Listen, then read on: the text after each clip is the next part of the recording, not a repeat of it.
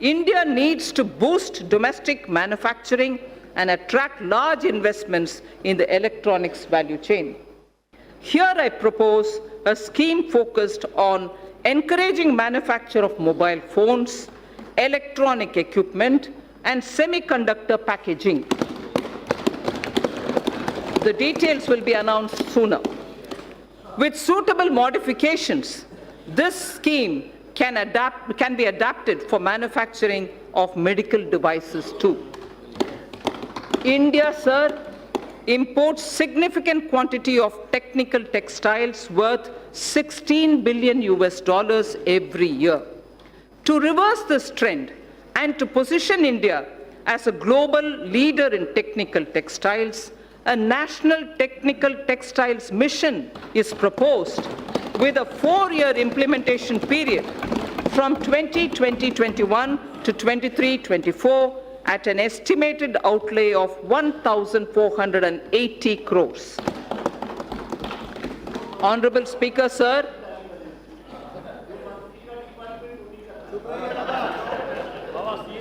Honorable Speaker, sir, from the Red Fort, our Prime Minister spoke about quality and standards when he spoke of zero defect, zero effect manufacturing.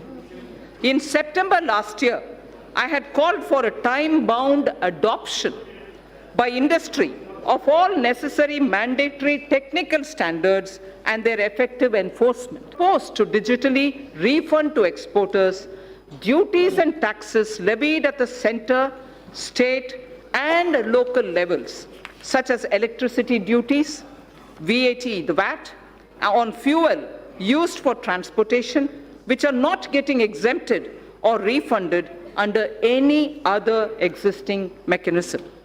This scheme for reversion of duties and taxes on exported products will be launched from this year itself. Honorable Speaker, it is the vision of our Prime Minister that each district should develop as an export hub. Efforts of the centre and state governments are being synergized and institutional mechanisms are being created in order that every district becomes an export hub. Government e-marketplace, GEM, is moving ahead for creating a unified procurement system in the country for providing a single platform for procurement of goods, services, and works. It offers a great opportunity for medium and small and micro enterprises. 3.24 lakh vendors are already on this platform. It is proposed to take its turnover to 3 lakh crores. I propose to provide about 27,300 crores for development and promotion of industry and commerce for the year 2020-2021. So under economic development, the second point that I want to focus on is a very important point, and it is on infrastructure. Honorable Speaker, in his Independence Day speech of 2019, the Prime Minister has highlighted that 100 lakh crores would be invested on infrastructure for the next 5 years. As a follow-up measure, I had launched the National Infrastructure Pipeline on 31st December 2019 of 103 lakh crore worth projects. It consists of more than 6,500 projects across sectors and are classified as per their size and stage of development.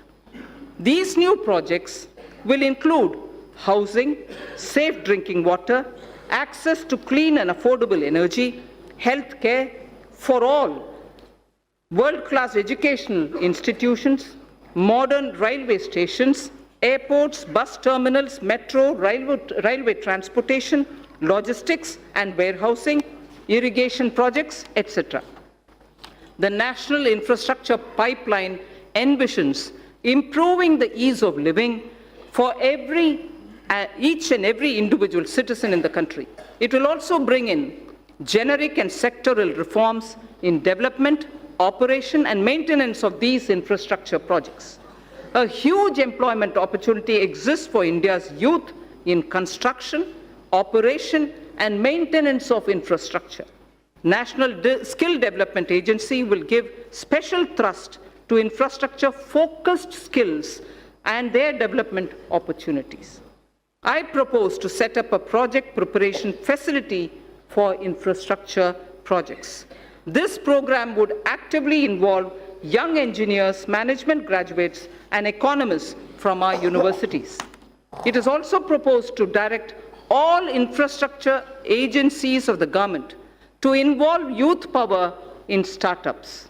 They will help in rolling out value-added services in quality public infrastructure for citizens. A national logistics policy will soon be released. Among other things, it will clarify the role of union government, state government, and also the key regulators. It will create a single window e-logistics market and focus on generation of employment, skills, and making MSMEs competitive. So also, accelerated development of highways will be undertaken. This will include development of 2,500 kilometer access control highways, 9,000 kilometers of economic corridors, 2,000 kilometers of coastal and land port roads, and 2,000 kilometers of strategic highways. The Delhi-Mumbai Expressway and two other packages would be completed by 2023. Chennai-Bengaluru Expressway would also be started. So the fast-track mechanism encourages us towards greater commercialization of our highways so that NHAI can raise more resources. I propose to monetize at least 12 lots of highway bundles of over 6,000 kilometers before 2024. In carrying out its duty, the Indian Railways performs a service to the nation. Within 100 days of assumption of this government, it has commissioned 550 Wi-Fi facilities in as many railway stations. It has eliminated unmanned level crossings and aims to achieve electrification of 27,000 kilometers of tracks.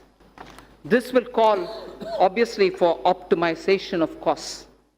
Railways has small operating surplus. About Indian Railways, there are 5 measures, among other things, that I wish to highlight. Setting up a large solar-powered capacity. Setting up a large solar power capacity alongside the rail tracks on the land owned by railways. A proposal is under consideration. 4 station redevelopment projects and operation of 150 passenger trains would be done through PPP mode. The process of inviting private participation is underway. More Tejas type trains will connect iconic tourist destinations. High-speed train between Mumbai and Ahmedabad would be actively pursued. 148-kilometer Bengaluru suburban transport project at a cost of 18,600 crore would have fares on metro model. Central government would provide 20% of the equity, and it will also facilitate external assistance up to 60% of the project cost. Sir, our seaports need to be more efficient. Technology has to be used to improve performance. A governance framework keeping with global benchmarks needs to be put in place. This government would consider corporatizing at least one major port and subsequently its listing on the stock exchanges. Inland waterways received a boost. Inland waterways received a boost in the last 5 years. The Jal Vikas Marg on National Waterway 1 will be completed. Further, the 890-kilometer Dhubri-Sadiyar connectivity in Assam will be done by 2022. Honorable Speaker, sir, developing waterways has its impact on the ecosystem on both the banks of the river. Our Prime Minister has conceptualized Arth Ganga. Plans are afoot to energize economic activity along the river banks. Air traffic has been growing rapidly in the country as compared to global average. 100 more airports would be developed by 2024 to support the Udan scheme. It is expected that the air fleet number shall go up from the present 600 to 1,200 during this time itself. I propose to provide 1.7 lakh crores for transport infrastructure in 2021. So taking electricity to every household has been a major achievement of this government. However, the distribution sector, particularly the DISCOMs, are under financial stress. The ministry intends to promote smart metering. I urge all the states and union territories to replace conventional energy meters by prepaid smart meters in the next 3 years. Also, this would give consumers the freedom to choose the supplier and the rate as per their requirements. So this is a very important step in reaching electricity to all people. This would give consumers the prepaid meters, the smart meters, would give consumers the freedom to choose the supplier and the rate as per their requirements. Further measure to reform DISCOMs would be taken. I propose to provide 22,000 crores to power and renewable energy sector for the year 2020-21. So now I come to oil and natural gas. In the upstream sector, oil and gas, the open acreage licensing policy, OALP, is a success, having awarded 137,000 square kilometers for exploration to private sector and to the CPSCs. City gas distribution rights are also awarded. Further, it is proposed to expand the national gas grid from the present 16,200 kilometers. At the moment, it is 16,200 kilometers only. We propose to expand it to reach 27,000 kilometers. To deepen the gas markets in India, further reforms will be undertaken to facilitate transparent price discovery and also ease of transactions. So I come to talking about the new economy now.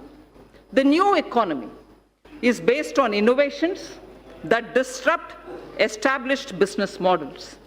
Artificial intelligence, Internet of Things, 3D printing, drones, DNA, data storage, quantum computing, etc., are all rewriting the world economic order. India has already embraced a new paradigm, such as the sharing economy with aggregator platforms, displacing conventional businesses. Government has harnessed new technologies to enable direct benefit transfers and financial inclusion on a scale like never before. It's now a cliche, data is the new oil. And it is true that analytics, fintech, and Internet of Things are changing the way we deal with our lives. To take advantage of this, I propose to bring out soon a policy to enable private sector to build data center parks throughout the country. Building data center parks throughout the country. It will enable our firms to skillfully incorporate data in every step of their value chains. Our vision is that all public institutions at the Gram Panchayat level, such as Anganwadis, health and wellness centers, government schools, PDS outlets, post offices, and police stations will all be provided with digital connectivity. So, the fiber to home FTTH connections through BharatNet will link 100,000 gram panchayats this year itself. 1 lakh gram panchayats this year itself will be connected to the optical fiber FTTH program. It is proposed, therefore, to provide 6,000 crores to BharatNet program 2020-21. We need to expand the base for knowledge-driven enterprises. Intellectual property creation and protection will play an important role. Several measures are proposed in this regard, which will benefit the startups. A digital platform would be promoted that would facilitate seamless application and capture IPRs. Also, in an institute of excellence, a center would be established that would work on the complexity and innovation in the field of intellectual property.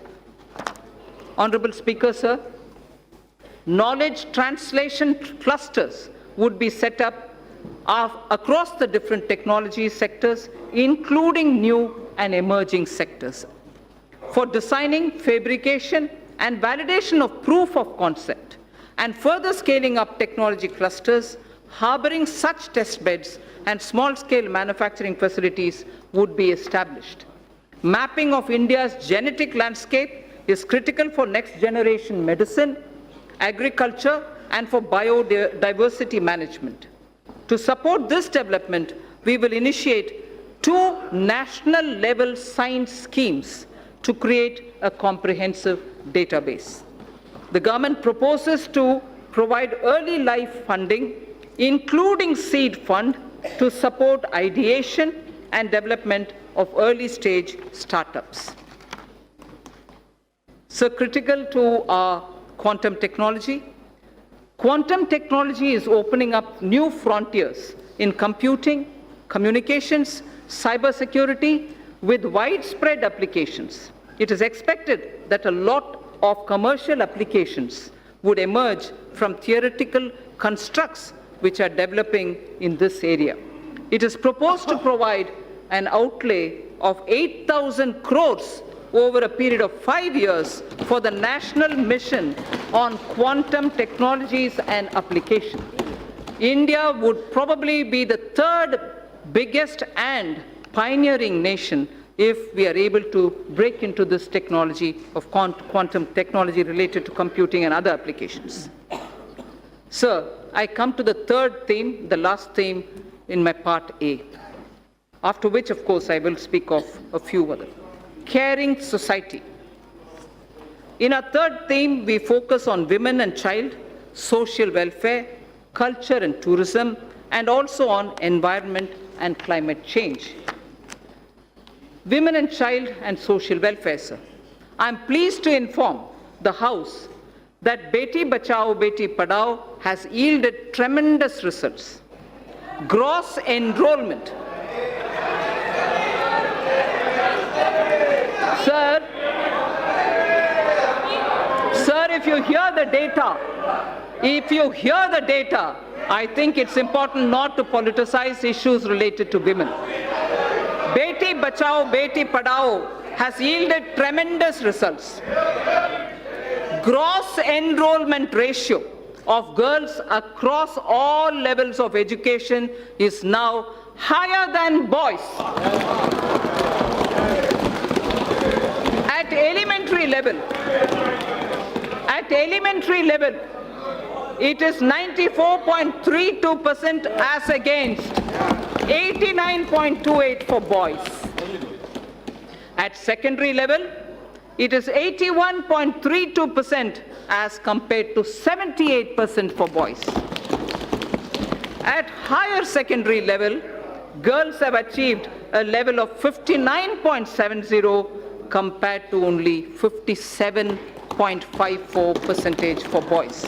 So girls are actually under Beti Padhao benefiting from the scheme. Health of mother.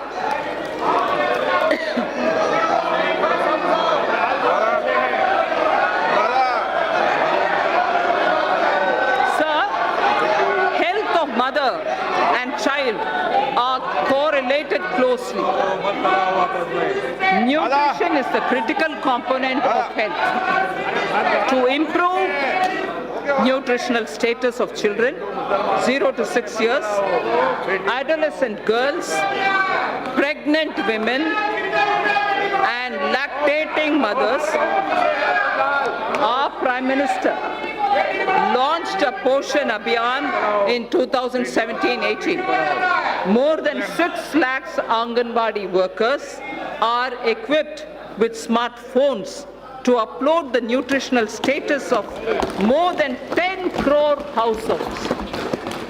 Sir, Honorable Speaker, sir, for the benefit of those who may not have heard this line, because it's very important, I'd like to repeat it. To improve the national nutritional status of children in 0 to 6 years of age, adolescent girls, pregnant women, and lactating mothers, our Prime Minister launched a Poshan Abhiyan in 2017-18.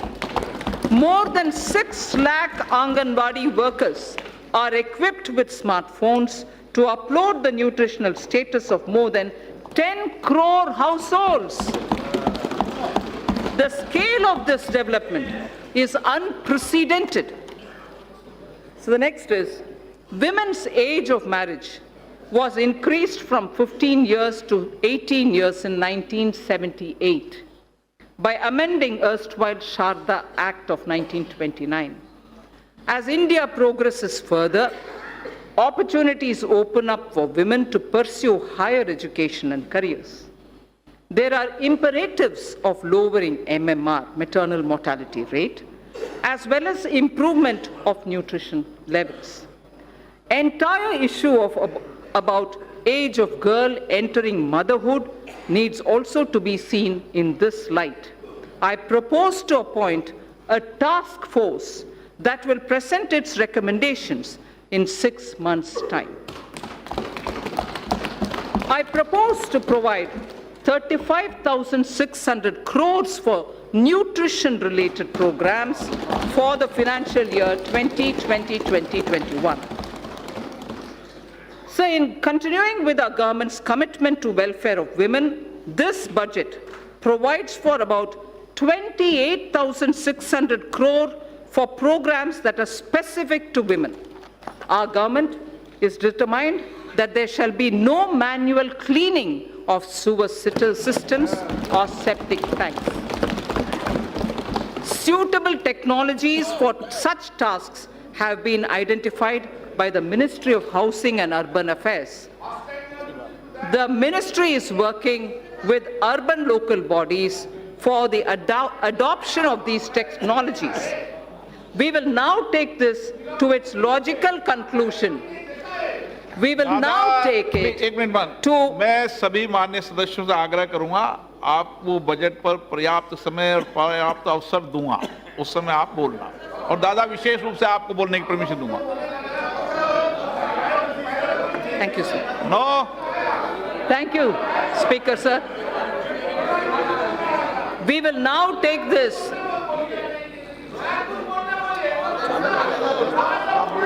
We will now take this to its logical conclusion through legislative and institutional changes.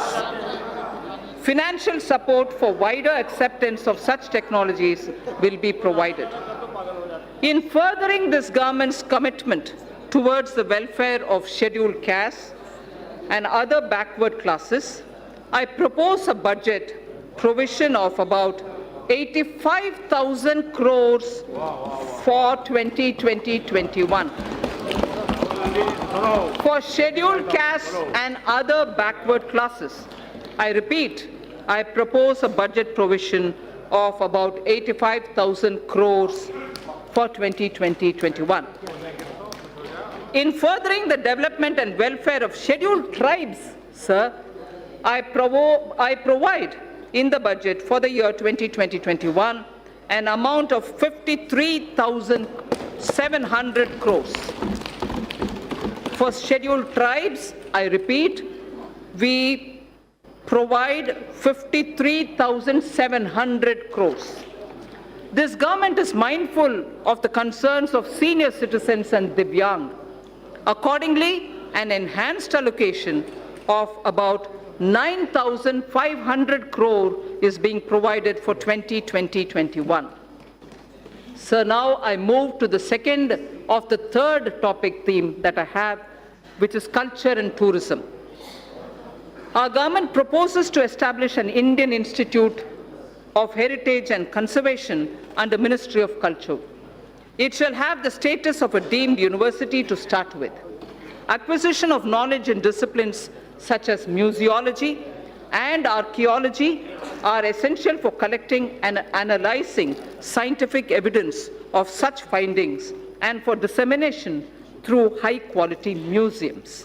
Currently, lack of trained manpower is a handicap for both these disciplines, and therefore it also has a negative impact on tourism. 5 archaeological sites would be developed as iconic sites with on-site museums. They are Rakhi Ghadi, Haryana; Hastinapur, Uttar Pradesh; Shiv Sagar in Assam; Dholavira, Gujarat; Adichanallur, Tamil Nadu. I repeat, 5 archaeological sites would be developed as iconic sites with on-site museums. They are Rakhi Ghadi, Haryana; Hastinapur, Uttar Pradesh; Shiv Sagar, Assam; Dholavira, Gujarat; and Adichanallur in Tamil Nadu. Our Prime Minister in January 2020 announced recuration of the Indian Museum in Kolkata, which is the oldest in the country.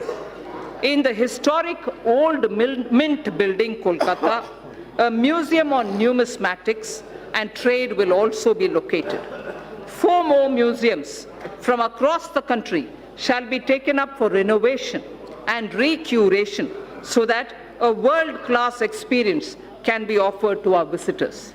Our government shall also support setting up of a tribal museum in Ranchi, Jharkhand. So I spoke about the Sindhu-Saraswati civilization. A maritime museum would be set up at Lothal, the Harappan age maritime site near Ahmedabad, by the Ministry of Shipping. I propose to provide 3,150 crore for Ministry of Culture for the year 2021. Sir, India has moved up from the rank 65 in 2014 to 34 in 2019 in the Travel and Tourism Competitive Index, the World Economic Forum's index. Foreign exchange earnings grew 7.4% to 1.88 lakh crores for the period January to November 2019 from 1.75 lakh crores. From 1.75 lakh crores, it has gone up to 1.88 lakh crores. Growth of tourism directly relates to growth and employment. States have a critical role to play. I expect the state governments to develop a roadmap for certain identified destinations and formulate financial plans during 2021 against which specified grants will be made available to the states from the center in the year 2020-21. For purpose of tourism promotion, sir, I propose to allocate 2,500 crores for 2020-2021. So I now move to the third under this theme, environment and climate change. In September 2019, the Prime Minister has launched the Coalition for Disaster Resilient Infrastructure with its secretariat in Delhi. This global partnership is the second such initiative, international initiative, after the launch of, as members would recall, after the launch of International Solar Alliance. That was in 2015. This global partnership will help in addressing a number of sustainable development goals as also the aims of Sendai framework. It will enhance climate change adaptation with a focus on disaster-resilient infrastructure. India submitted its nationally determined contribution under the Paris Agreement in 2015 on a best effort basis, keeping in mind the development imperative of our country. Its implementation effectively begins from 1st January 2021. Our commitments as action will be executed in various sectors. Honorable Speaker, sir, I interrupt here only to say this is a very important point because a lot of our commitments which have been given in the Paris Climate Change Conference on best effort basis will start kicking in from 1st January 2021. Our commitments as action will be executed in various sectors by the departments and ministries concerned through a normal budget process. They will do it through the normal budgeting process. There are, however, yet thermal power plants that are old and their carbon emission levels are very high. For such power plants, we propose that utilities running them would be advised to close them if their emission is above the preset norms. The land so vacated can be put to alternative uses. In large cities having population above 1 million, clean air is a matter of concern. I'm sure a lot of our members will be keen to know about what steps are being taken for cities and clean air. The government proposes, Honorable Speaker, to encourage such states that are formulating and implementing plans for ensuring cleaner air in cities above 1 million. Parameters for the incentives would be notified by the Ministry of Environment, Forests and Climate Change. Allocation for this purpose is 4,400 crores for 2020-2021. So there is something which, before I move to talking about governance, because the three themes that I put before the members is coming to a close, I fall back on the wise words of Thiruvalluvar. And this, it's very important, sir. We have heard several words of wisdom from Thiruvalluvar. Thiruvalluvar has spoken about what a good country is. What a good country is actually got to be like. And what makes up for jewels of a good country. I first read it in Tamil, then I'll give you the meaning. Pini inmai, selvam, vilai inbam, ஏமம். பிணியின்மை, செல்வம், விளைவின்பம், ஏமம். அணி என்ப நாட்டின் வைந்து. அணி என்ப native வைந்து. There are 5, what Thiruvalluvar says, which are jewels for a good country. The first is piniinmai, meaning the country will have to be without epidemics or illnesses, major illnesses. The second, he says, it should be wealthy. It should have wealth. It should have wealth. Vilaivu. It should also have vilachal. In the sense, from the fields, it should have good crop. It should have inbam. It should have happiness. It also should have aimam, which is security and safety of the country. Sir, the 5 jewels. 5 jewels. Piniinmai, selvam, vilaivinbam, aimam, and inbam. Prime Minister Modi, Ayushman Bharat, Ayushman Bharat for health for all is Piniinmai. Selvam, wealth creators will be respected in this country. Wealth creators will be respected in this country. Selvam. Vilaichal. Having good crop. Farmer PM Kisan. Doubling of income. Use of fertilizers and proper growth leads to surplus in horticulture, surplus in tilhan, surplus now, probably also in Dalhan. So the Prime Minister's program at health, at creating and giving respect for wealth creators and improving agricultural output and looking at ease of living, bringing happiness to people, and above all, the fifth aim, this country's national security. You have enough proof to say national security is the top priority of this government.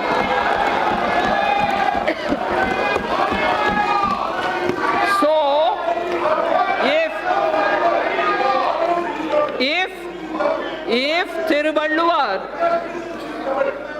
Thiruvalluvar, आपको कुछ होना चाहिए, तमिल में पढ़ा है, बैठ जाइए. that's right, sir. If Thiruvalluvar identified the 5 jewels for a good country, those 5 jewels are the ones which Prime Minister Modi is now addressing through his programs. For health, Ayushman, for wealth creators, a respectable and honorable climate, good crops, happiness through ease of living, and national security. So, now with all that said, the bouquet of flowers which I would like to give every citizen with trust and faith, had flowers under aspirational India, had aspirational India, a set of flowers under aspirational India, had set of flowers under environment and economy and also commerce and industry. A third set of flowers was under the caring India, caring society that we want to have. Now this bouquet of flower is held by 2 hands, governance and the other financial institutions. I speak about governance, sir, which is very important. Good governance is what is going to be giving faith to the people. Honorable Speaker, sir, all the while I have explained the color and composition of the bouquet of flowers, schemes and programs. They were grouped under aspirational India, economic development and caring India. Now I speak about the 2 hands that will hold them. One such a hand is governance, which is clean, corruption-free, policy-driven, and good in its intent. And most importantly, trusting in faith, trusting every citizen, the aspirational youth, the hard-working women.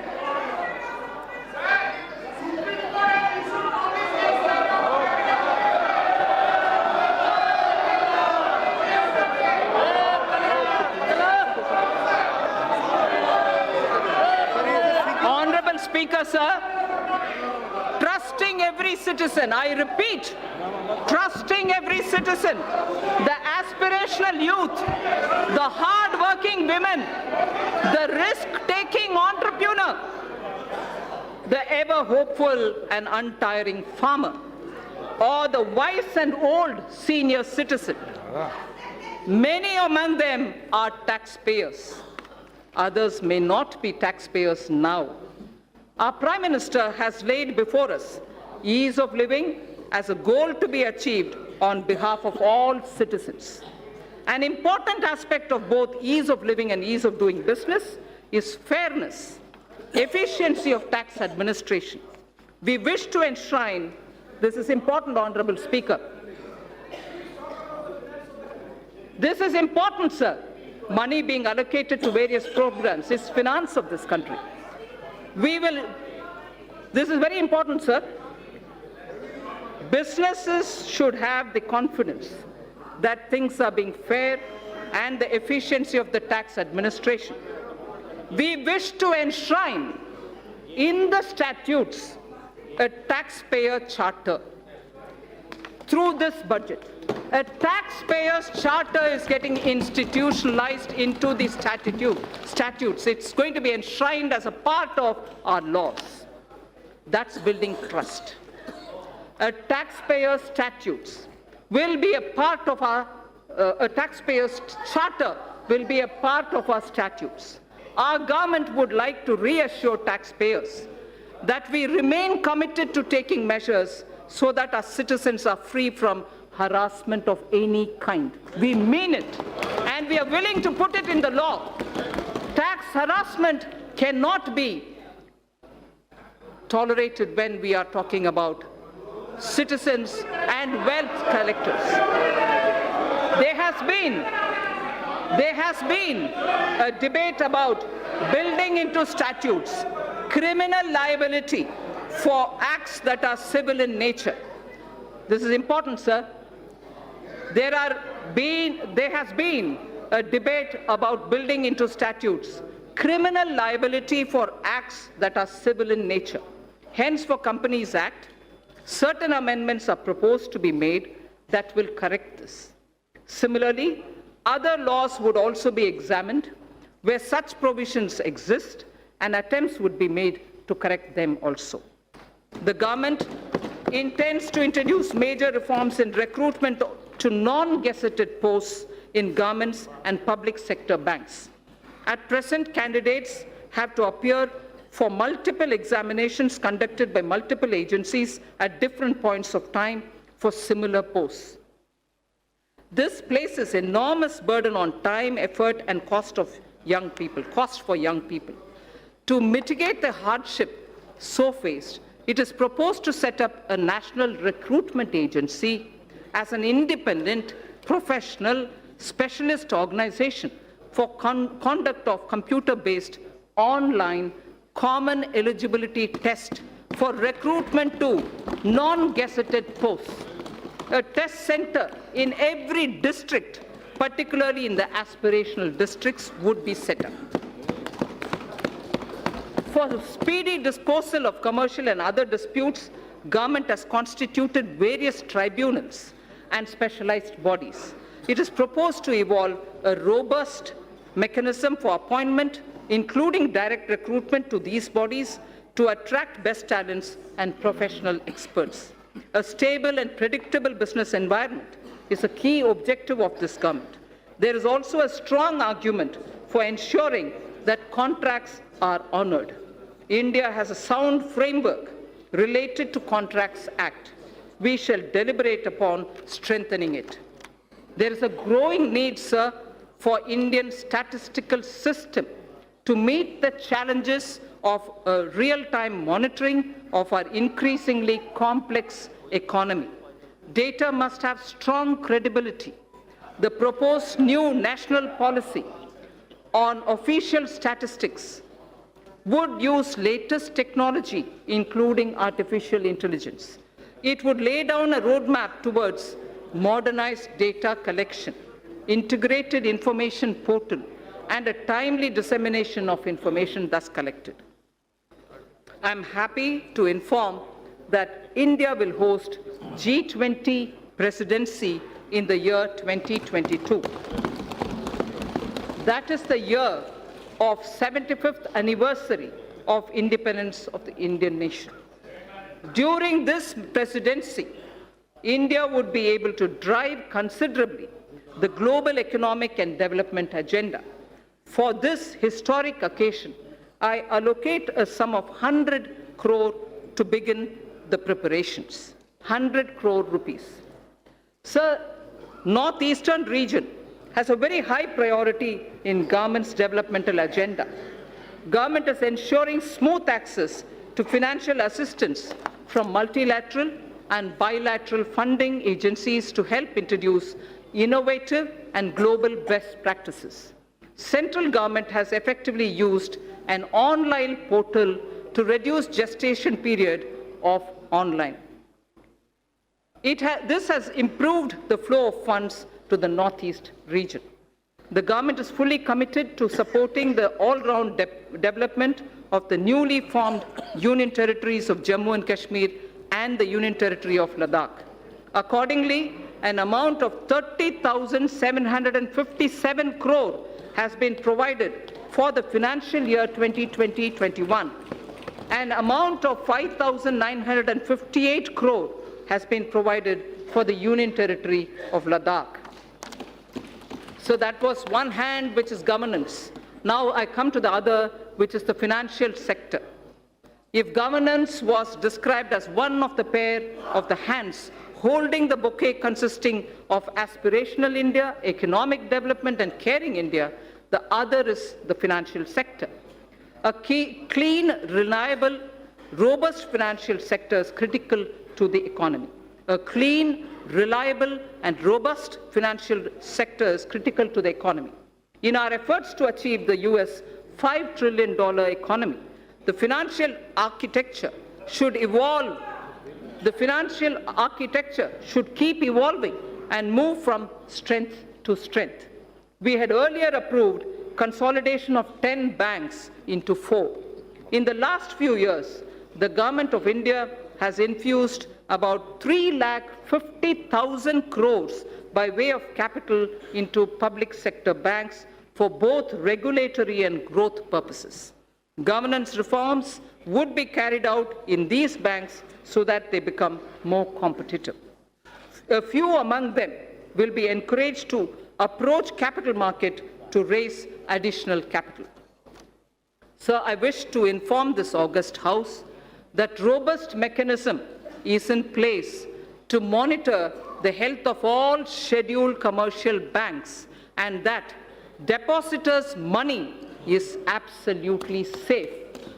I wish to underline this point, sir, that this August House should know that robust mechanism is in place to monitor the health of all scheduled commercial banks and that depositors' money is absolutely safe.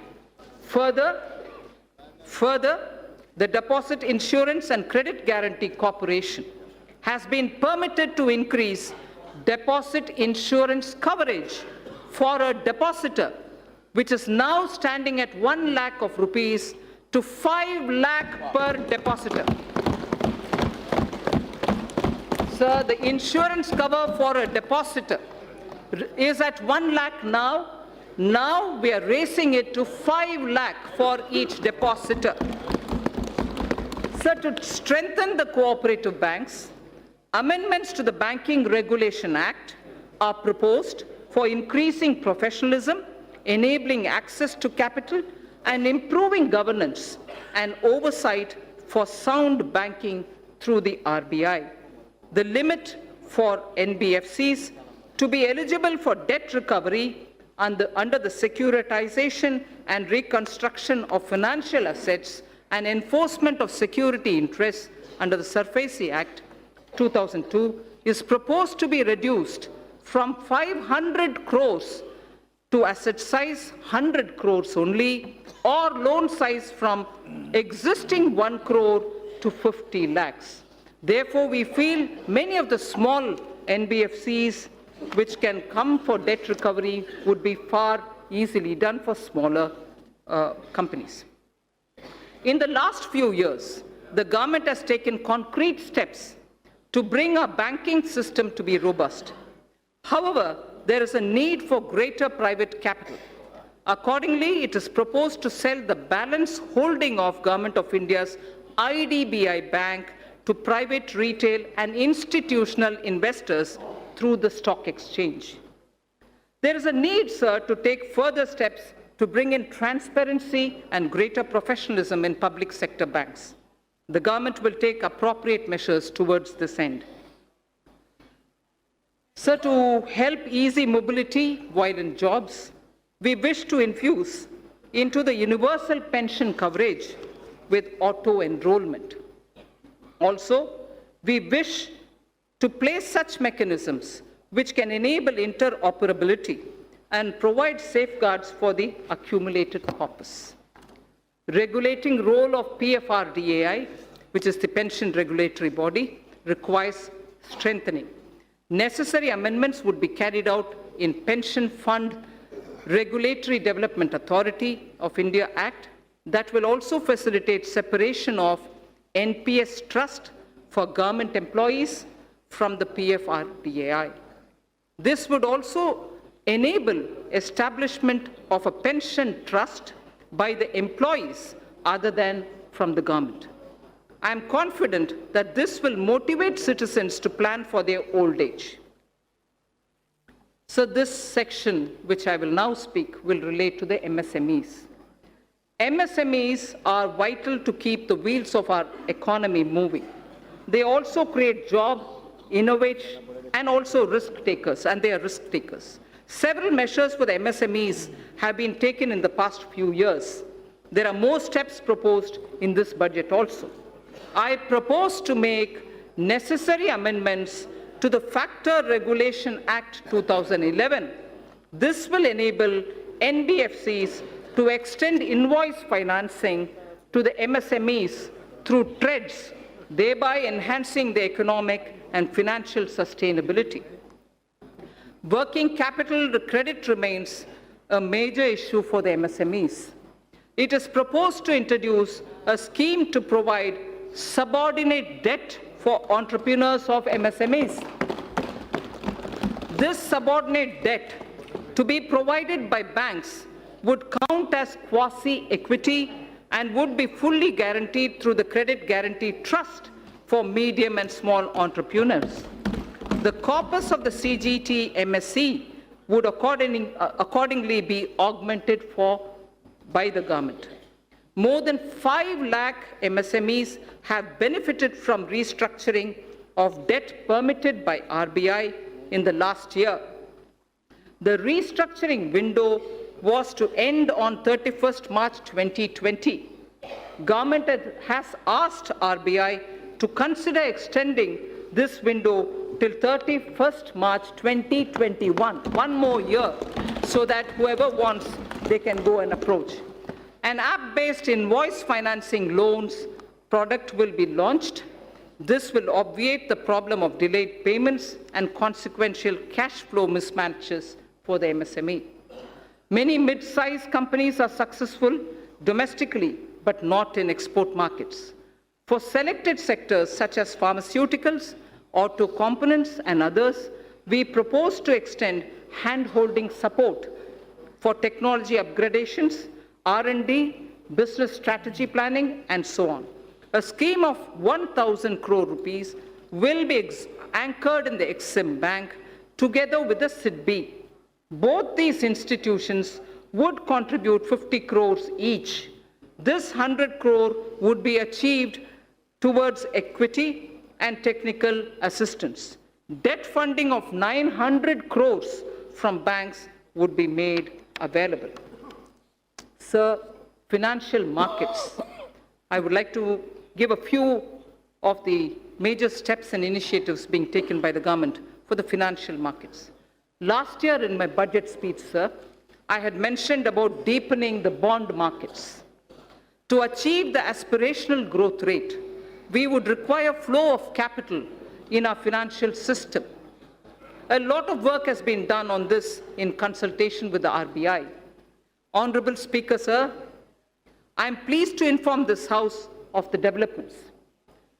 Certain specified categories of government securities would be opened fully for non-resident investors, apart from being available to domestic investors also.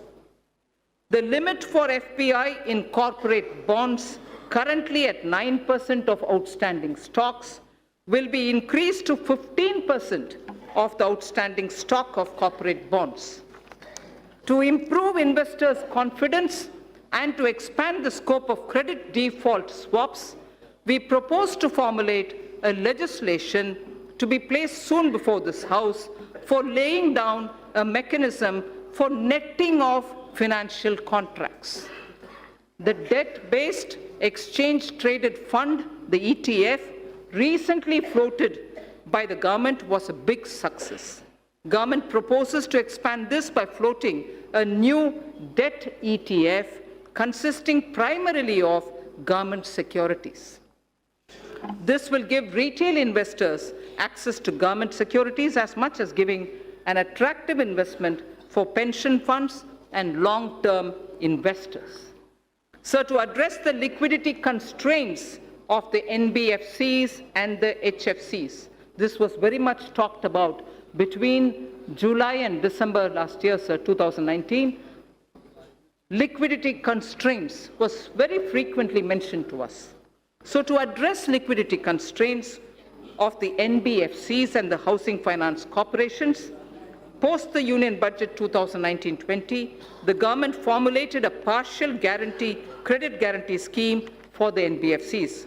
To further the support of providing liquidity, a mechanism would be devised. Government will offer support by guaranteeing securities that are so floated. Infrastructure financing.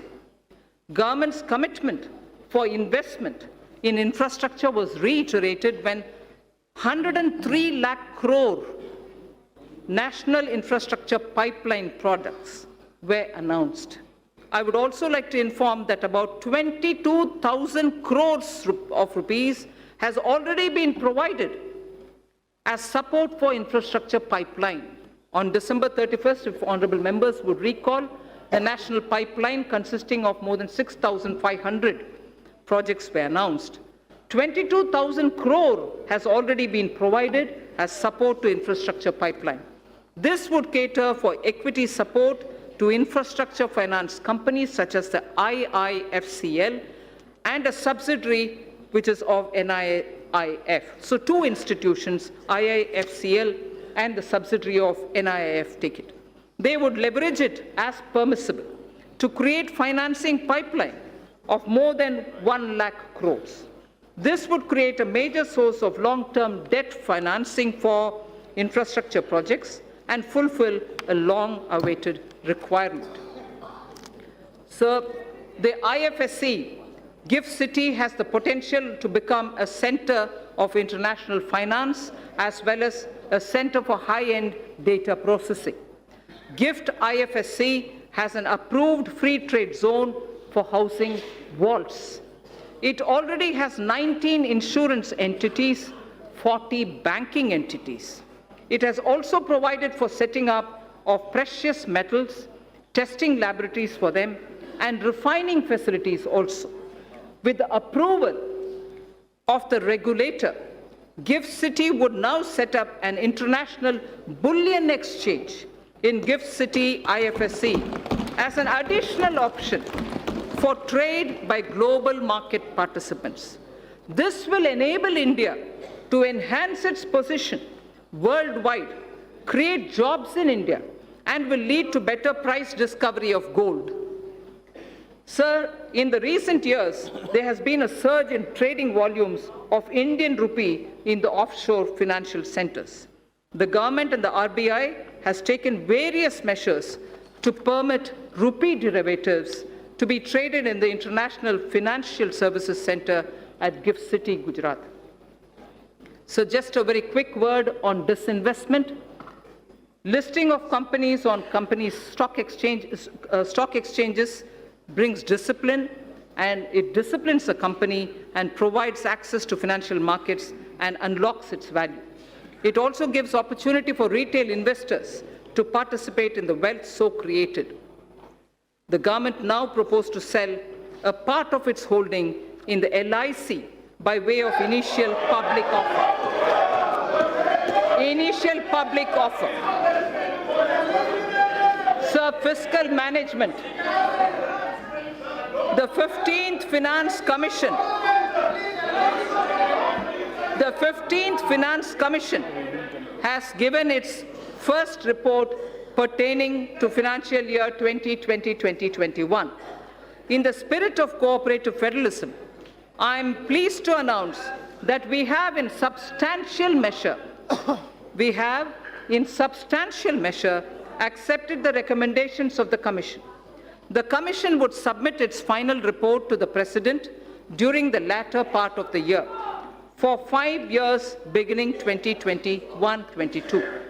It is decided to transfer to the GST Compensation Fund balances due out of the collection of the years 2016-17 and 17-18 in 2 installments. Hereinafter, transfers to the fund would be limited only to the collection by way of GST compensation cess. A fundamental overhaul of centrally sponsored schemes and central sector schemes is necessary so that we can align them with emerging social and economic needs of tomorrow, and to ensure that scarce public resources are spent optimally. Recently, there has been a debate over transparency and credibility of the projected fiscal numbers. Let me assure the House that the procedure adopted is compliant with the FRBM Act. This is also consistent with the practices hitherto followed. However, for greater clarity, I have enumerated those central government debt that are not part of the market borrowing and are used to fund the expenditure at the annex. I'd like to repeat this line, sir.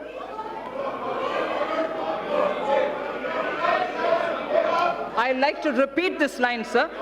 For greater clarity, I have enumerated those central government debts that are not part of market borrowing and are used to fund the expenditure at the annex. Servicing of interest and repayment of these debts,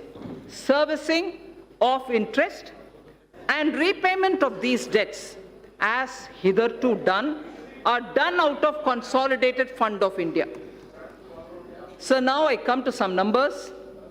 Revised estimates of expenditure for the financial year 2019-20 are at a level of 26.99 lakh crores, and the receipts are estimated at 19.32 lakh crores. We have estimated nominal growth of GDP for the year 2020-21 on the basis of trends available at 10%. Accordingly,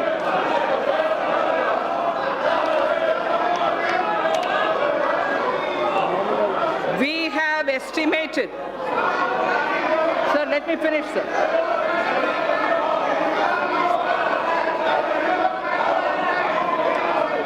So we have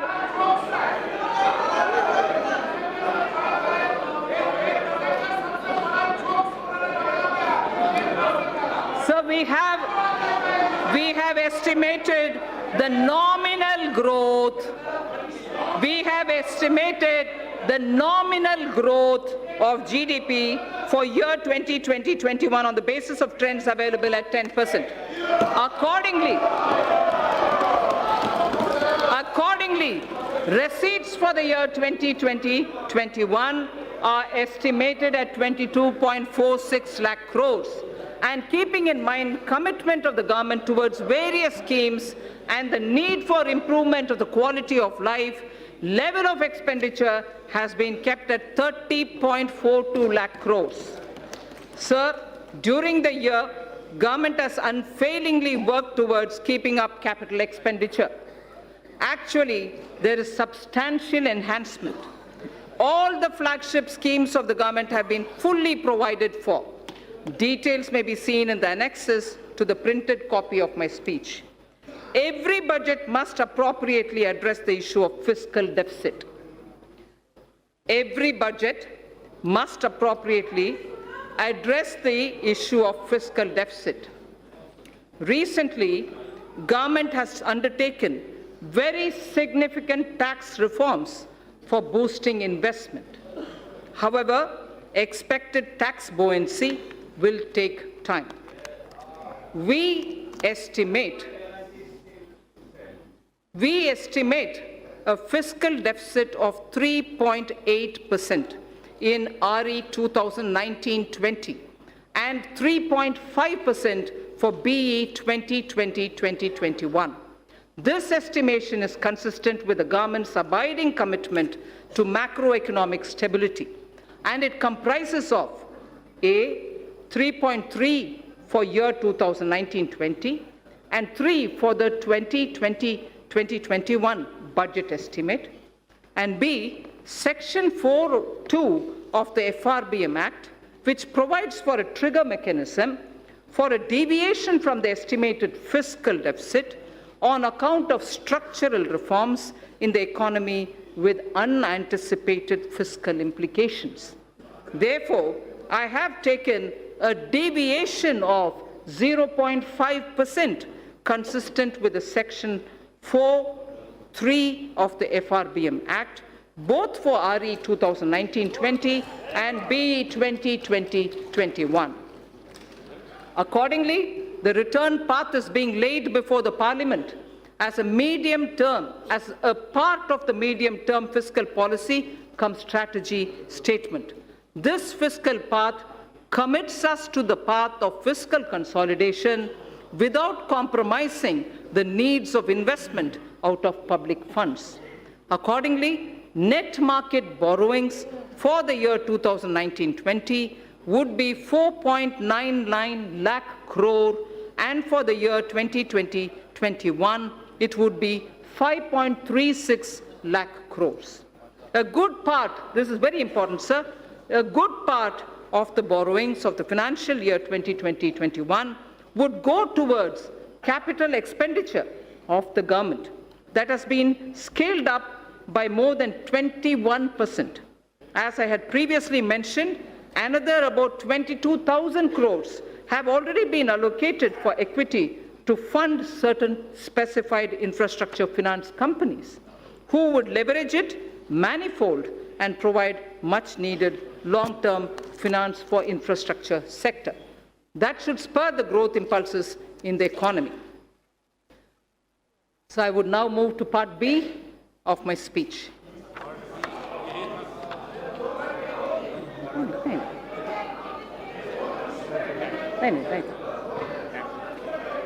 Direct tax.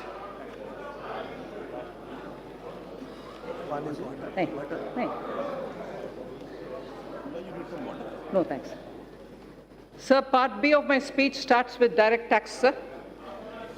Honorable Speaker, sir, our government has spearheaded radical fiscal measures to ensure that Indian economy continues to tread the path of high growth.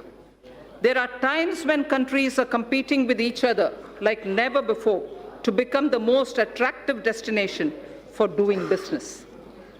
Therefore, to make sure that India stays globally competitive and a favored destination for investment, we took a bold historic decision of reducing the corporate tax rate for new companies in the manufacturing sector to an unprecedented level of 15%. Similarly, for the existing companies, the rate has also been brought down to 22%, which is the lowest in the world now. This will enable companies to expand their businesses and make fresh investments in the coming future. Though we will have loss of substantial revenue due to these measures in the short run, I'm certain that our economy will reap huge returns on this score in due course. So one quick verse from Raghuvamsa, written by Kalidasa.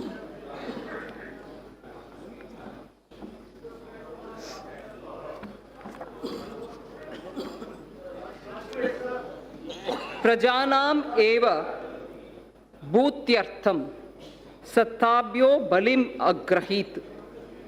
Prajanam eva bhutyartham satabhyo balim agrahit. Sahasra gunam utsrashtam adatte hi rasam ravihi. Surya, the sun, collects vapor from little drops of water. He collects only from little drops of water. So does the king. They give back copiously. They collect these from the people only for their well-being.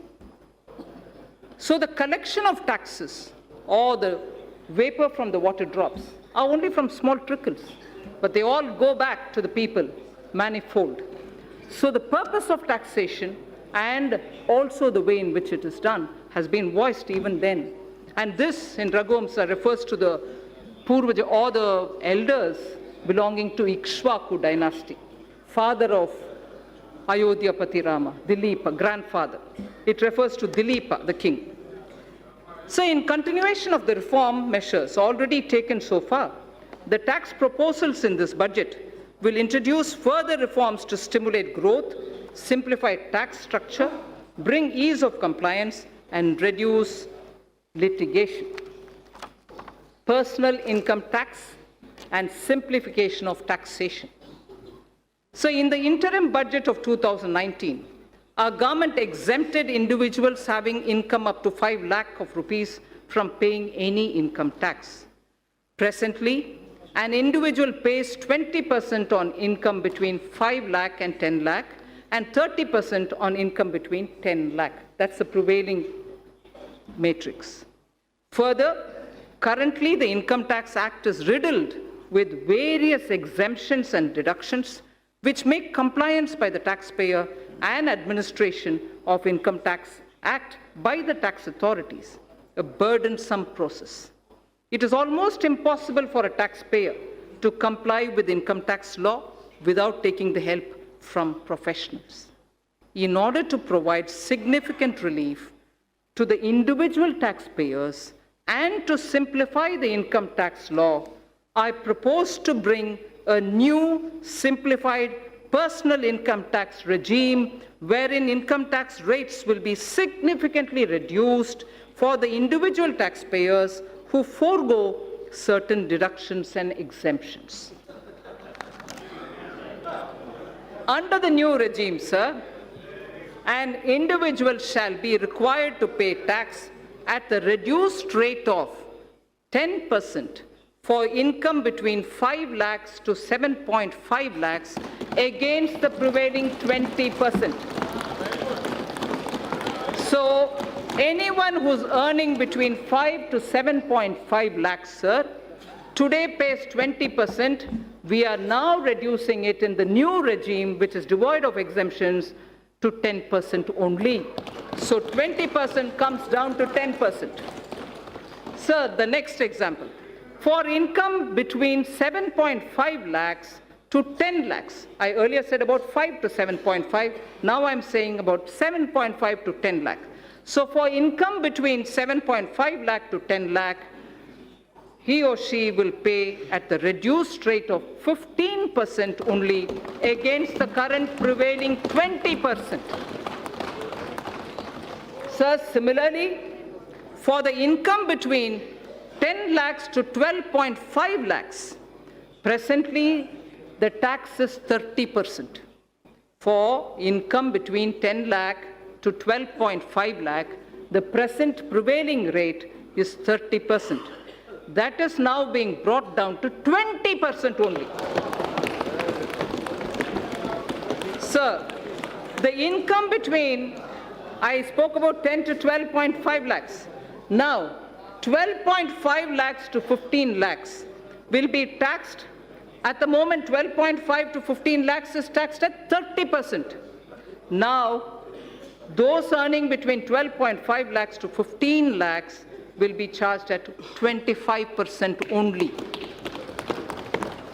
Sir, incomes above 15 lakhs will be continued at 30%, but no exemptions at all. Those earning up to 5 lakhs shall not pay any tax either in the old regime or in the new regime. So the proposed tax structure will provide significant relief to taxpayers and more so to those in the middle class. I just want to very clearly read out 0 to 2.5 lakh, exempt now, will be exempt in the new scheme also. 2.5 lakhs to 5 lakhs, 5% now will be 5% in the new tax rate. 5 to 7.5 lakhs, 20% now will become 10% in the new rate. 7.5 to 10 lakhs, 20% now will be 15% in the new.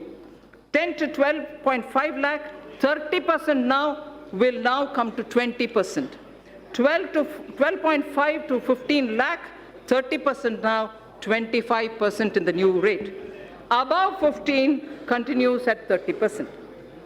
In the new tax regime, sir, substantial tax benefit will accrue to a taxpayer depending upon the exemptions and deductions claimed by him. For example, just to make it clear, for example, a person earning 15 lakh of rupees in a year and not availing any deductions whatsoever will pay 1,95,000 as compared to 2,73,000 that is paying now in the old regime. So his tax burden shall be reduced by 78,000 rupees.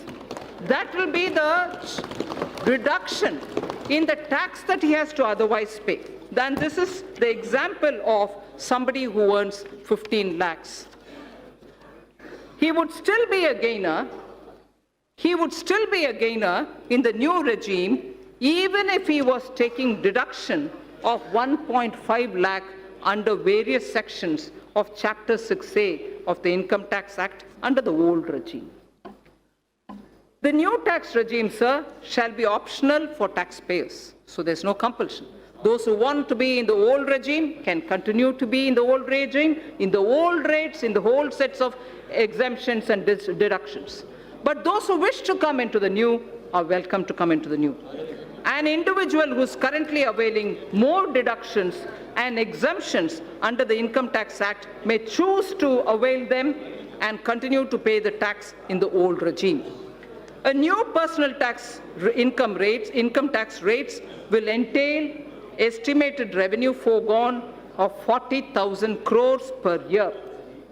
We have also initiated measures to pre-fill income tax return so that an individual who opts for the new regime would need no assistance from an expert to file his return and pay income tax.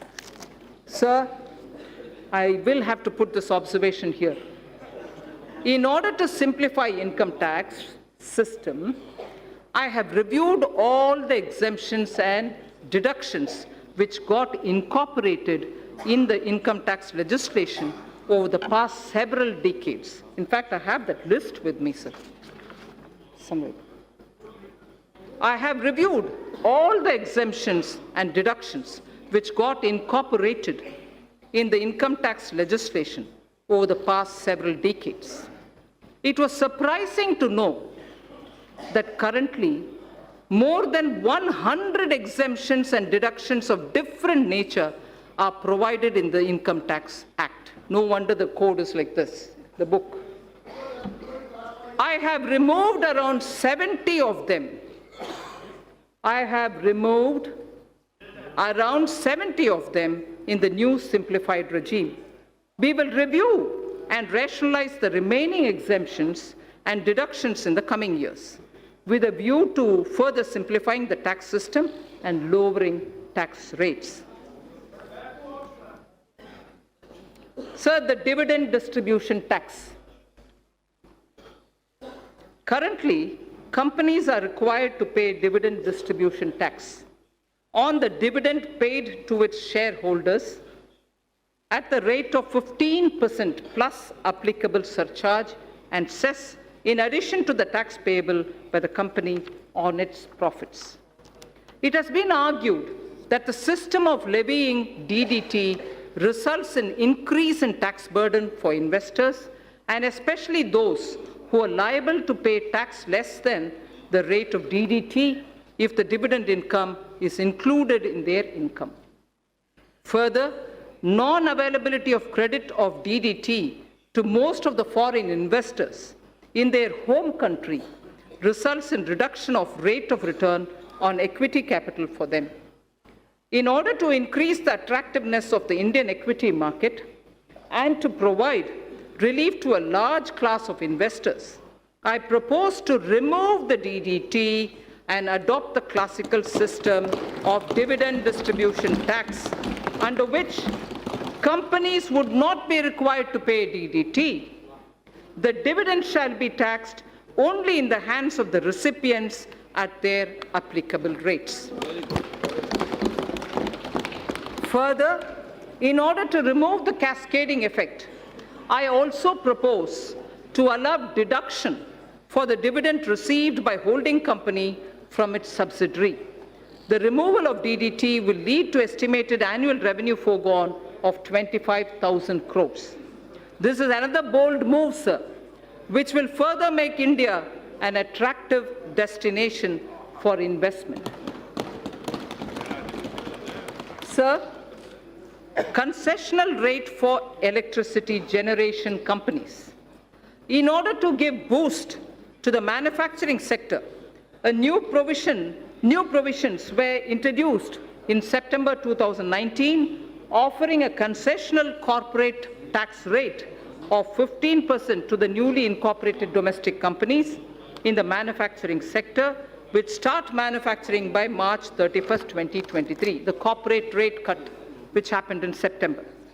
In order to attract investment in power sector, I propose to extend the concessional corporate tax rate cut down to 15% to new domestic companies engaged in the generation of electricity as well. So that corporate rate, which came down to 15% for the new manufacturing companies, will now be available even for power generation companies too. So tax concession for foreign investments.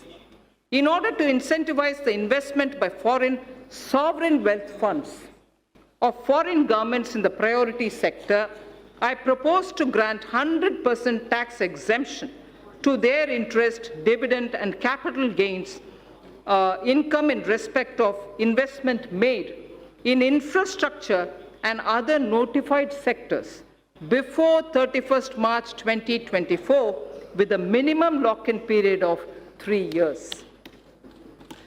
Honorable Speaker, sir, in order to make available foreign funds at lower cost, I propose to extend the period of concessional withholding rate of 5% under Section 194 LC for interest payment to non-residents in respect of monies borrowed and bonds issued up to 30th June 2023.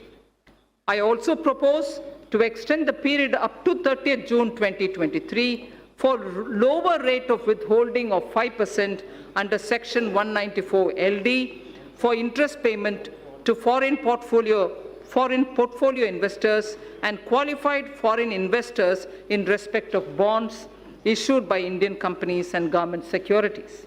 I further propose to extend the concessional rate of withholding of 5% under Section 194 LD to the interest payment made on the municipal bonds. In order to incentivize listing of bonds at IFSC exchange, I propose to further reduce the withholding rate from 5% to 4% on interest payment on the bonds listed on its exchanges. Startups. Startups have emerged as an engine of growth for our economy. Over the past year, our government has taken several measures to handhold them and support their growth. During their formative years, startups generally use employee stock option plan, the ESOP, to attract and retain highly talented employees. ESOP is a significant component of compensation for these employees. Currently, ESOPs are taxable as perquisites at the time of exercise. This leads to cash flow problem for the employees who do not sell the shares immediately and continue to hold the same for long term. In order to give a boost to the startup ecosystem, I propose to ease the burden of taxation on the employees by deferring the tax payment by 5 years or till they leave the company or when they sell their shares, whichever is the earliest. Further, an eligible startup having turnover of up to 25 crores is allowed a deduction of 100% of its profits for 3 consecutive assessment years out of 7 years, if the total turnover does not exceed 25 crore rupees. In order to extend this benefit to larger startups also, I propose to increase the turnover limit from existing 25 crores to 100 crores. Moreover, considering the fact that in the initial years, a startup may not have adequate profit to avail this deduction, I propose to extend the period of eligibility for claim of deduction from the existing 7 years to 10 years. Sir, the corporate rate cut in September has led to a lot of cooperatives who are asking for level playing field. Cooperative societies play an extremely important role in our economy in facilitating access to credit, procurement of inputs, and marketing of products to their members. These cooperatives are currently taxed at the rate of 30% with surcharge and cess. As a major concession, and in order to bring parity between cooperative societies and corporates, I propose to provide an option to the cooperative societies to be taxed at 22% plus 10% surcharge and 4% cess with no exemption or deductions.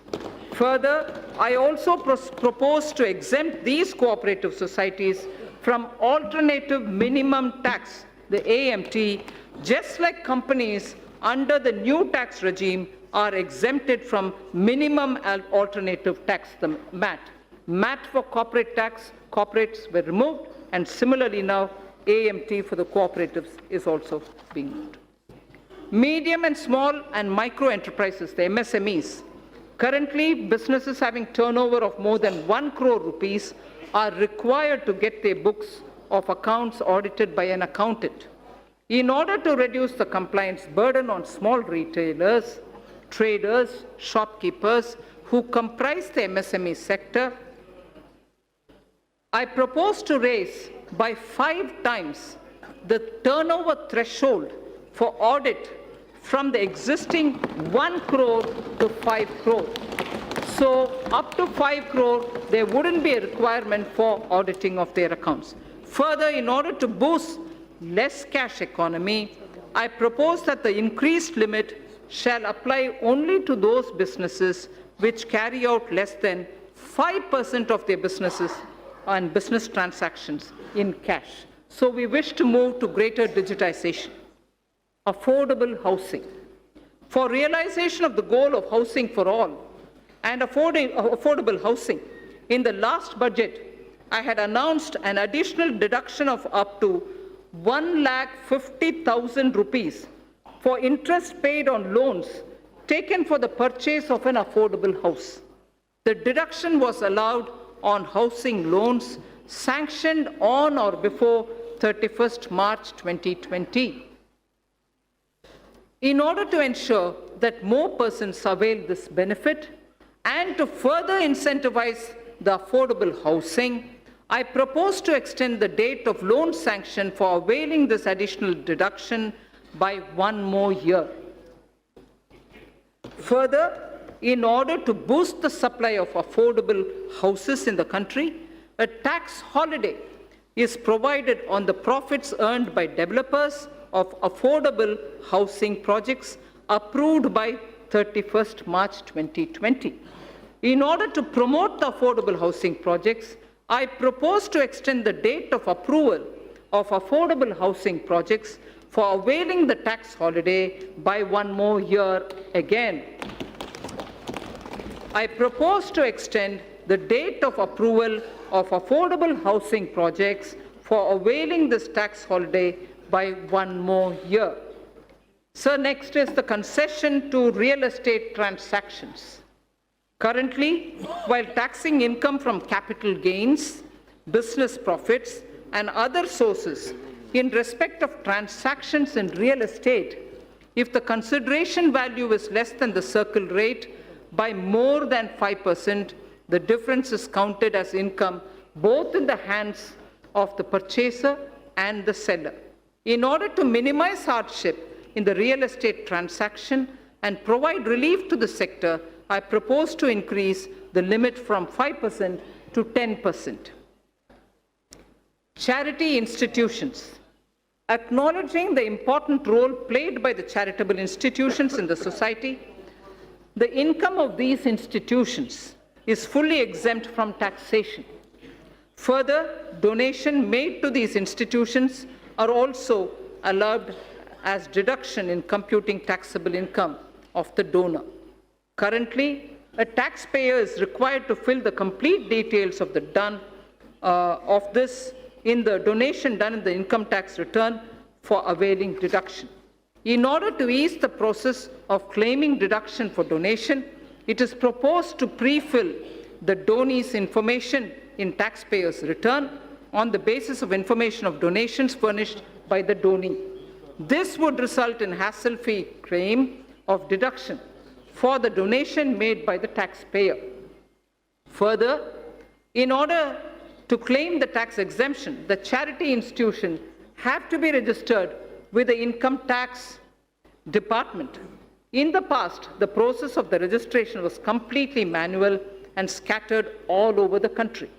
In order to simplify the compliance for the new and existing charity institutions, I propose to make the process of registration completely electronic, under which a unique registration number shall be issued to all new and existing charity institutions. To facilitate the registration of the new charity institution, which is yet to start their charitable activities, I propose to allow them provisional registration of 3 years. Faceless appeals. Our government is committed to bringing in transformational changes so that maximum governance is provided with minimum government. In order to impart greater efficiency, transparency, and accountability to the assessment process, a new faceless assessment scheme has already been introduced.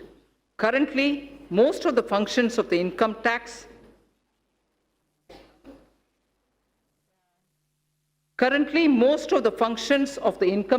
department, starting from the filing of return, processing of returns, issuance of refunds, and assessment, are performed in the electronic mode without any human interface.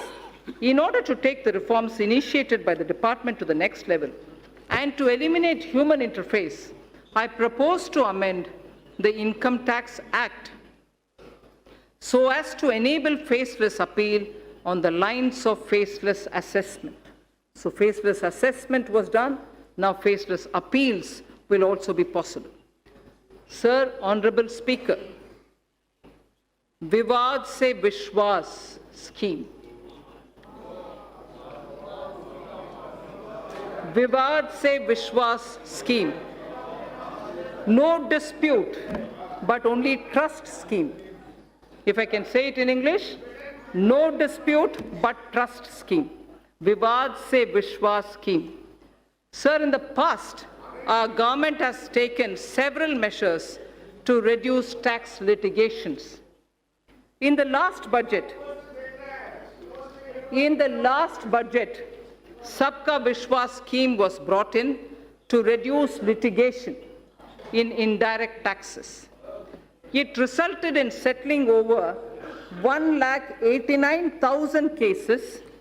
Currently, there are 4,83,000 direct tax cases.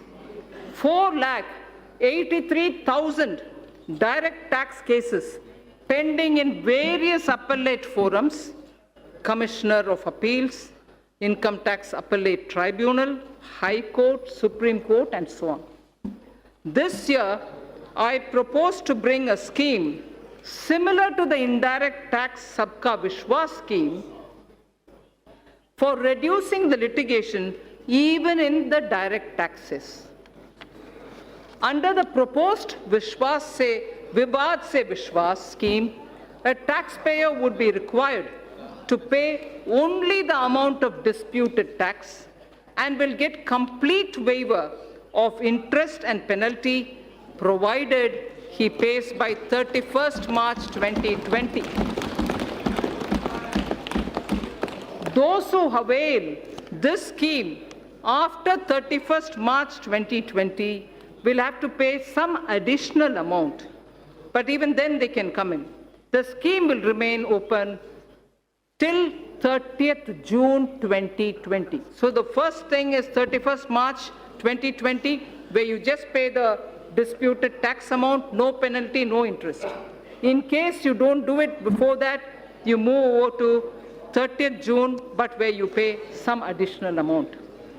Taxpayers in whose cases appeals are pending at any level can benefit from this scheme. I hope that taxpayers will make use of this opportunity to get relief from vexatious litigation process. So, losses of merged banks.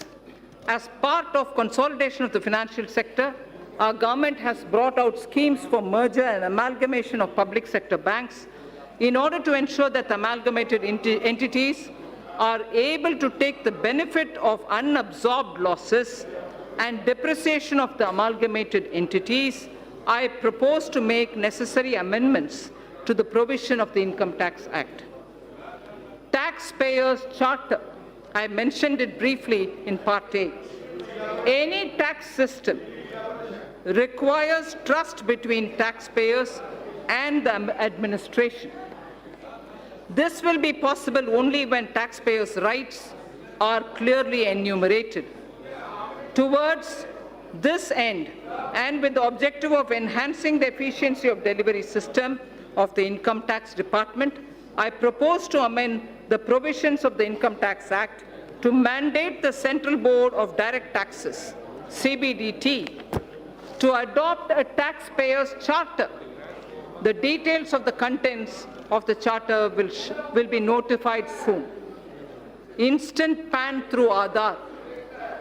In the last budget, I had introduced the interchangeability of PAN and Aadhaar, for which necessary rules were already notified. In order to further ease the process of allotment of PAN, soon we will launch a system under which PAN shall be instantly allotted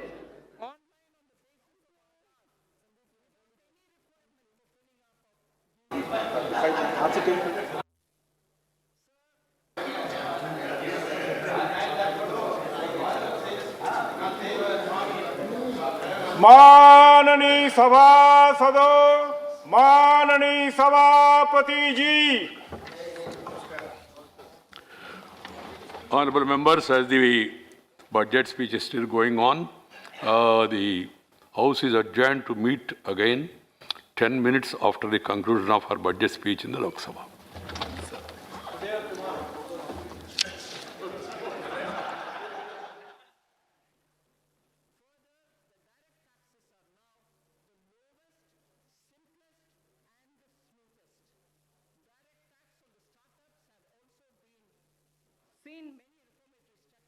Quick succession.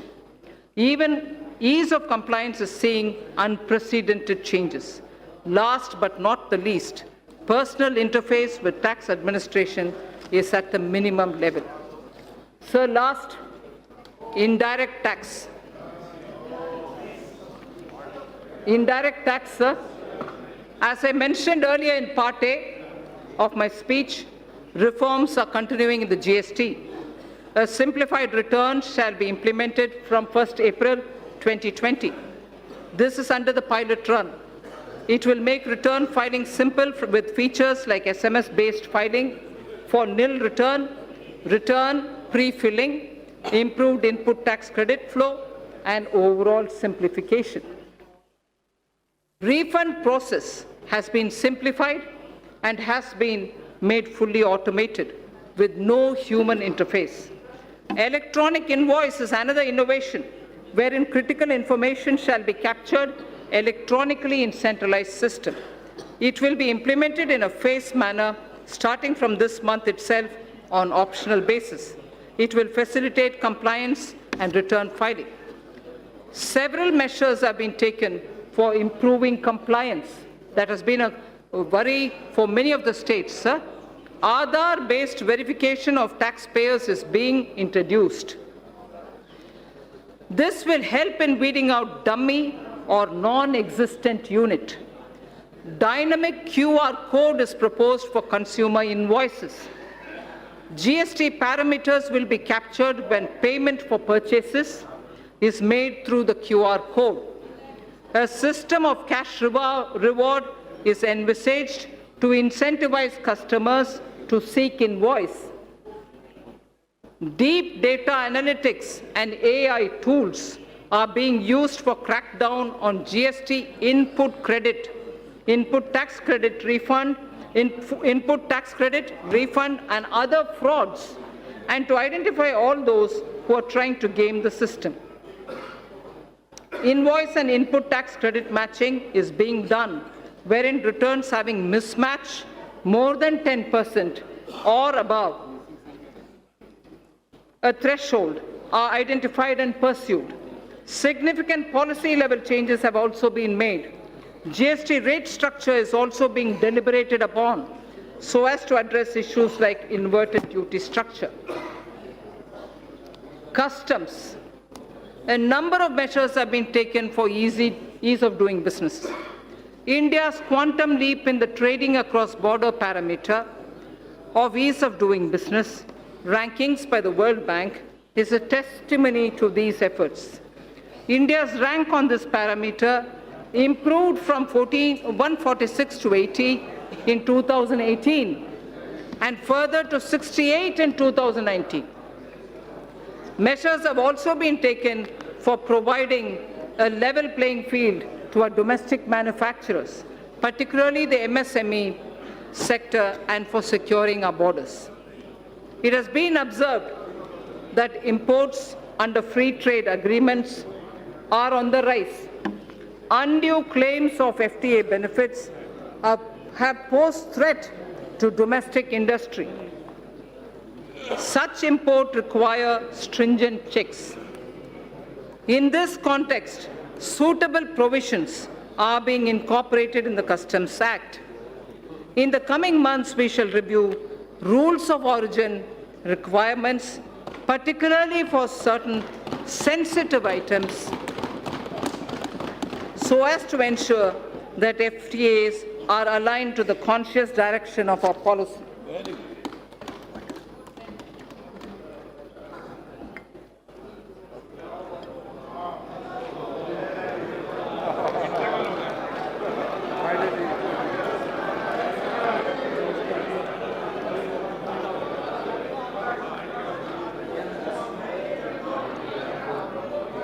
Speaker, sir, we are also strengthening provisions relating to safeguard duties, which are applied when surge in imports causes serious injury to domestic industry. Amended provisions shall enable regulating such surge in imports in a systematic way. The provisions for checking dumping of goods and imports of subsidized goods are also being strengthened for ensuring level playing field for domestic industry. These changes are in line with international best practices. Exemptions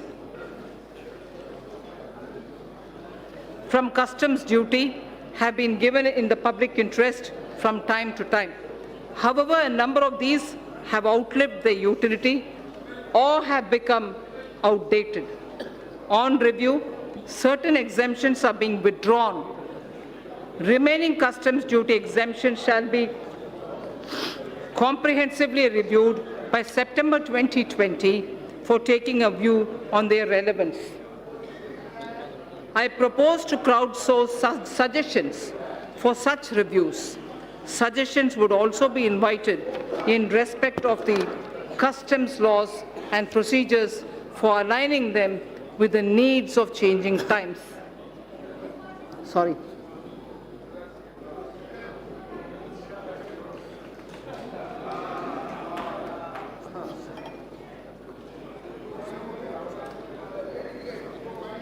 Labor-intensive sectors in MSME are critical for employment generation. Cheap and low-quality imports are impediment to our growth. Special attention has been taken to put measured restraint on import of these items, which are being produced by our MSMEs with better quality. Keeping in view the need of the sector, customs duty is being raised on items like footwear and furniture. Our policy of Make in India has started giving dividends. Need more water.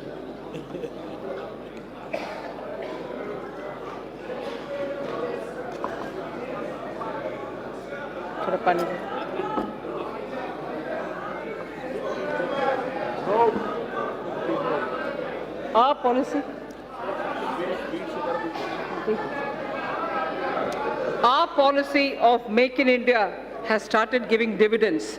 India is now making world-class goods and exporting such products. We have made considerable progress in medical equipments too. Thank you. We have made considerable progress in medical equipment too. Till a few weeks back, we were dependent on imports for medical equipment. Now, not only we are manufacturing medical equipment, but also exporting them in large quantities. This sector deserves further fillip. Government has also been committed to provide health services to all. Ayushman Bharat has made it possible to achieve the twin objectives of giving impetus to the domestic industry and also to generate resources for health services. I propose to impose a nominal health cess by way of duty of customs on the imports of medical equipment, keeping in view that these goods are now being made significantly in India.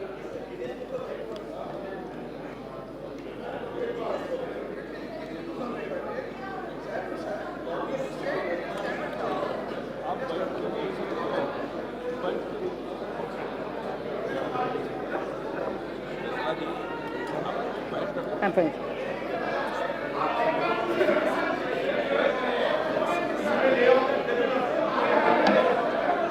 No. There are only 2 more pages. To achieve the twin objectives of giving impetus to the domestic industry and also to generate resources for health services,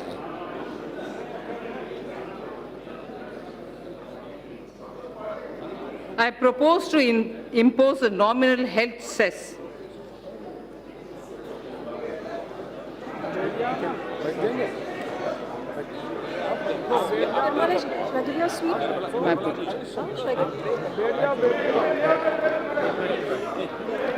In case you feel like having a sweet, just take something. So No, I'm going to speak now.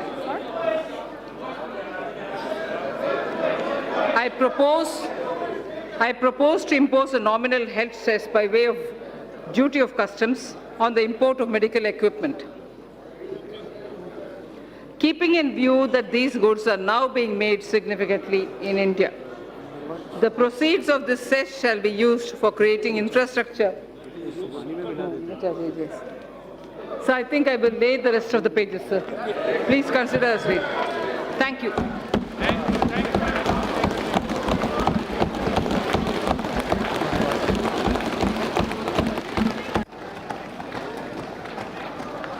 माननीय सदस्य please, माननीय सदस्य please अपने अपने स्थान बैठे आप।